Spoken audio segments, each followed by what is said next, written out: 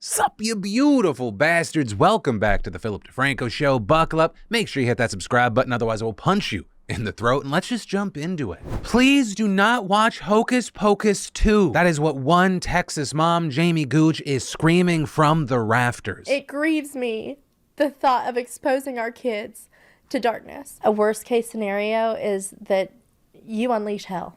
The whole movie is based on witches harvesting children for blood sacrifices. I believe whatever comes in our TV screens, there are things attached to that. I've seen for myself the things that I've watched with my eyes or heard over a TV screen, they become manifested in real life. Everybody thinks it's fake and innocent, but they could be casting any type of spell that they want to. Anything could be coming through that TV screen into your home. At the end of the day, I want people to walk away with discernment.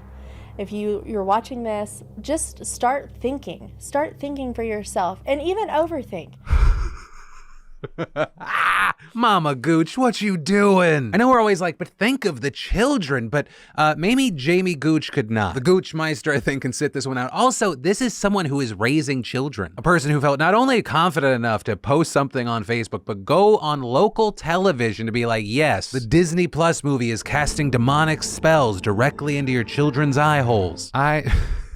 Anyway, that's the story. That person has the same vote as you, just so that's a fun thing. Moving on. And then, robots are going to kill us. Like, are we on the same page here? The only way robots don't kill us is if we do it first or like an asteroid hits us. Because like, remember those fun little robots and they were like, oh, it kind of looks like a dog. Oh, look, it's dancing. Well, like with every tech advancement, people looked at it and they were like, but how do we get it to kill and or harass poor people? Though that's not fair. Not just poor people, but probably poor people first. Right? I mean, since those early days, we've seen things like this new viral video showing a Chinese drone carrying something underneath it and dropping it off on a rooftop with that strange object then unfurling, and what in the whole, that's a robot dog with a machine gun. I'm telling you, it's just a matter of time. Hug your children. But yeah, that video was posted to Weibo recently by the China Kestrel Defense Company, and as the caption explains, the war dog can be inserted behind enemy lines for a surprise attack, placed on rooftops to occupy the commanding heights, or support a three-dimensional pincer attack on a building. Right in China, they put loudspeakers on these robot dogs to tell people, hey, wash your hands, wear masks, and now, machine guns. Well, that's just stupid. China also isn't the only country to produce videos like this. Some months ago, we had a Russian tech entrepreneur showing off a robot dog popping off targets with a submachine gun. Also, just to really hit it directly on the nose, he nicknamed it Skynet. And if you're looking at this and you're like, yeah, they do look a lot like the Boston Dynamics robots that we saw dancing to Uptown Funk a few years ago, they are similar, but not the same. In fact, last week, the company signed an open letter with 5 other robotics makers pledging not to weaponize the hardware or software behind their advanced mobility general purpose robots, basically reaffirming a commitment that it made a long time ago. But that also didn't stop the French military from using it in reconnaissance drills last year, nor did it stop the NYPD from deploying them to respond to a home invasion and enter a public housing building during the pandemic, where actually in that case, there was backlash from residents pressuring the city police to end the contract, with AOC, who represents a district in New York, tweeting, please ask yourself, when was the last time you saw next generation world-class technology for education, healthcare, housing, etc.,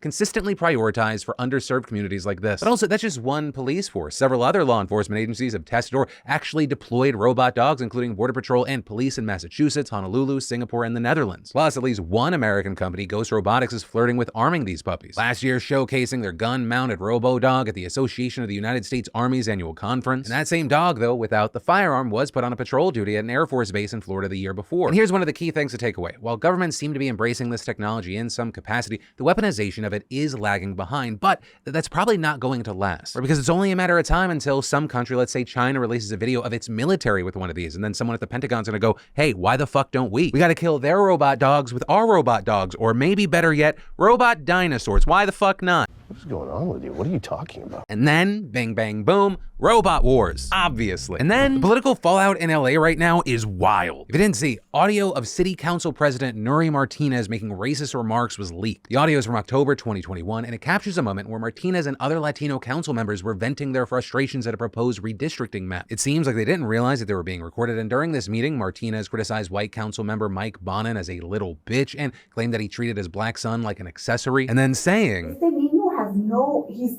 they're not doing, the kid is bouncing off the effing walls on the float, practically tipping it over. There's nothing you can do to control him Parece changuito. And I didn't know this initially because I guess I just didn't get to that part of Duolingo, but that last part was a very big deal because it means he looks like a monkey. Although some might try to give Martinez the benefit of the doubt and point out that in this context, it could also mean he seemed/acted like a monkey in reference to how the boy allegedly acted, but also unless there's a cultural difference I'm missing in the language, I can't see how that's better. But also, you generally do not get the benefit of the doubt when that's just the tip of the racist iceberg. Because when talking about Los Angeles County District Attorney George Gascon, Martinez said, "Fuck that guy, he's with the blacks." Martinez didn't just save these things for her colleagues, but also for Los Angeles voters. When speaking about Koreatown residents, where much of the population are mixed indigenous peoples from Oaxaca and Central America, she perpetuated stereotypes about the group in this exchange with Councilmember Gil Cedillo.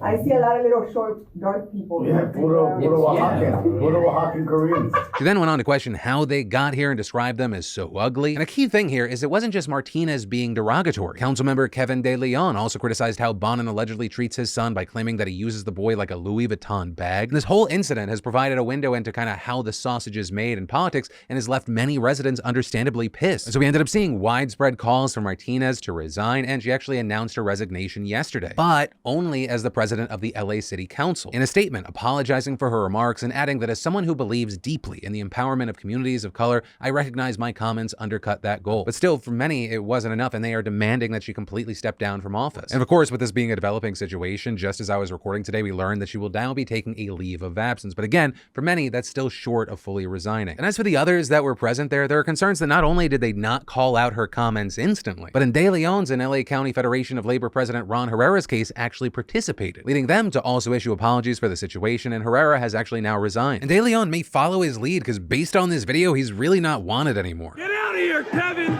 Get the out! You! Resign! Resign, you racist piece of shit! You don't represent Los Angeles, Kevin! There's also been organizations using the situation as a chance for Latinos to be introspective about their own colorism and racism, whereas others, like the LA County Federation of Labor, pulled a kind of a reverse Uno and were furious that a recording was taken at all, saying it was in violation of California's privacy and recording laws on LA County Federation of Labor property, and warned that reposting it is condoning this illegal conduct. But also, the fucking cat's out of the bag here, and reporting on the recordings is not condoning this illegal conduct. Otherwise, no leaks would ever be reportable, you fucking idiot. Sorry, I don't know why I got so fucking heated. Either way, with the elections just around the corner, it is likely that they could have serious consequences for the LA political scene. And as far as what the full fallout to this situation will look like, we're gonna have to wait and see. And until we see more, of course, I'd love to know your thoughts on this. And then, when we moved, we got overwhelmed with all the boxes of old pictures and VHS tapes that we've collected over the years. And yes, VHSs. My dad used to give me a few bucks to organize the closet of them. There's so much collected over the years, and I'm like, there's some really great memories here, most I hadn't seen in decades. And the memories that I want to share with my family for generations, and I know I'm not alone here, so I think it's a great time to thank a fantastic sponsor of today's show, Legacy Box. Legacy Box is the simple and safe way to convert your memories to a thumb drive, the cloud, or even a DVD. It takes all your old memories and digitizes them, keeping them safe for future generations, and I think it's the best way to preserve your past. And I think it's pretty cool that my kids can watch timeline of Lynn's and me growing up, footage of our wedding and our family growing together, capturing all the family vacations, the milestones, the graduations, the first dances, all in one place. Because I will say, especially as a parent, I don't know where time goes. Both for myself, but also it feels like with kids, like they're different people every 2 years. When I get a chance to look back, I can't help but smile. And sadly, I know people who have lost photos and tapes and fires or other natural disasters, or they just lost them. You don't have to just let your photos fade away. There's something you can do about it before it's too late. Buy a Legacy Box today. Visit legacybox.com/DeFranco to shop this exclusive offer. That's legacybox.com/DeFranco. And then you've also got Kanye staying in the news right now, some of which unsurprisingly connected to his anti-Semitic comments he made recently. People sharing this now viral clip of actress Jamie Lee Curtis responding to Kanye's remarks on the Today Show. I burst into tears. I woke up and burst into tears. DEFCON 3 on Jewish people? What are you doing? I woke up and I thought, my grandparents? Yeah. Yeah. It's just abhorrent. Yeah. It's abhorrent behavior. I hope he gets help. You also had the Holocaust Museum of Los Angeles posting a statement inviting Kanye over to discuss why what he said was so dangerous, saying, "Words matter and words have consequences, yay. The Holocaust started with only words that sadly begat stereotypes, racial and religious tropes, and blaming others, and led to the murder of 6 million Jews. Your words reach millions, and you can choose to incite or you can choose to inspire." Also regarding the power of words, some of the words that Kanye shared affecting something more at home, with reports coming out that Kim Kardashian is now reportedly paying for increased security at their kids' school, though not because Kanye poses a specific threat himself, but rather because he posted the name of their school on social media amid his recent rants. And so now that the public has access to that information, people are worried. People are saying there is an increased risk, not just for Kim and Kanye's kids, but for every other student and teacher at that school. Are you gonna have random weirdos showing up at this school? And it's why so many people are going, well, why is Kanye gonna just get away with this, basically doxing his children and their classmates? People saying he's just actively endangering them. He's doing all this for no reason, though some have said, while it could be just complete chaos in Kanye, this could also potentially be something that Kanye wants for the kids not to feel okay there. Because one of the complaints that he has is he wants his kids to attend Donda Academy, a non-accredited private school that he started, which is why you had some saying it looks like he's adding pressure to the situation to try and get what he wants. And yeah, that's the situation. I got nothing new to say on this. This has been Kanye. And I just love the fact there are still people out there like, I can't believe Kanye's doing this. Really? You can't? Okay. Also, wild to me that the anti-Semitic garbage coming out of his face right now, still not a line too far for some. And then TikTok doesn't just want your time, it wants all of your money. Because according to a new report from Axios, they're trying to become the next Amazon, with TikTok looking to build global fulfillment centers in Seattle and Los Angeles. Also, more than a dozen LinkedIn job postings have been found for TikTok for positions like operations research engineer and logistics solution manager. And according to the listings, TikTok plans on providing warehousing, delivery, and returns for merchants to ensure the fast and sustainable growth of TikTok Shop. And honestly, this is an expected evolution if you look to like what's happening in China. And then you look back here and you see TikTok's been moving towards e-commerce for a while. It has an active relationship with Shopify, a potential partnership with TalkShop Live for live shopping in the US. And while the platform's live shopping feature is popular in Asia, it's not seeing the same interest in the UK and the US. But I really think that it's just a matter of time till it pops off here. At which time, yeah, if nothing else changes, this could be a potential threat to Amazon. Especially because according to Axios, TikTok seems to be developing a free return program like Amazon, though at this time, it doesn't look like it's going to be building out its own form of ground transportation. So is it a threat to Amazon? Yes. Is it going to replace Amazon? No. Is it going to dent it? I think so, at least if they do it right. And then the midterms are next month and you can't vote if you don't register by today in 10 states. So if you watching live in Arizona, Arkansas, Florida, Georgia, Indiana, Kentucky, Ohio, South Carolina, Tennessee,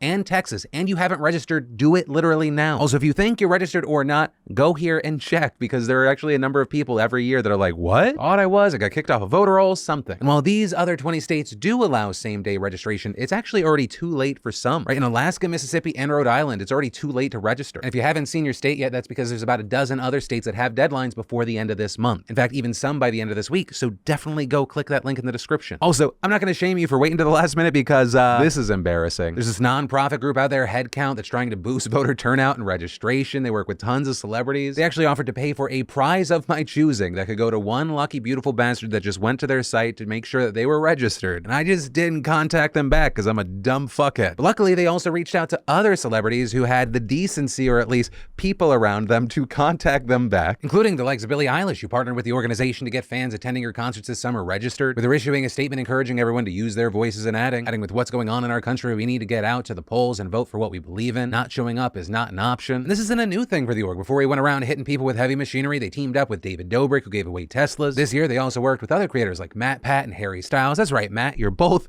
equals. That's why I use you both in the same sentence. So Harry's incentivizing his fans to register and check their registration status by giving them a chance to win tickets to Harry Ween. And hey, since I'm the asshole who didn't contact them back and I can't get the glory of saying I signed up this number of people, my recommendation would be either to register or check your registration. Go to headcount.org, ideally using my specific link in the description down below to give credit to the beautiful bastard that tried to loop me in. And who knows, maybe it'll still track and it'll give me something to potentially give away to one lucky bastard. But also, either way, at the very least, you will know that you're prepped and registered to vote and be a part of the world and vote into existence the world you want to see. Or at least try, because really that's all we get to do in this life. Some in other places don't even get that privilege. And here's the thing, movements like this apparently are very effective, with Headcount's co-founder Andy Bernstein telling reporters, in 2020, 78% of the people that Headcount registered turned out to vote. So we know these artist partnerships are effective. And also adding that the organization has already reached a new record high of registered voters for a midterm election this year, clocking a total of 150,000, which is huge because the previous record was 89,000. But ultimately, that is where that story and today's show ends. As always, thank you for watching, liking, subscribing to my daily dives into the news. You can also keep getting your news fix here, but no matter what, my name's Philip DeFranco. You've just been filled in. I love yo faces, and I'll see you tomorrow.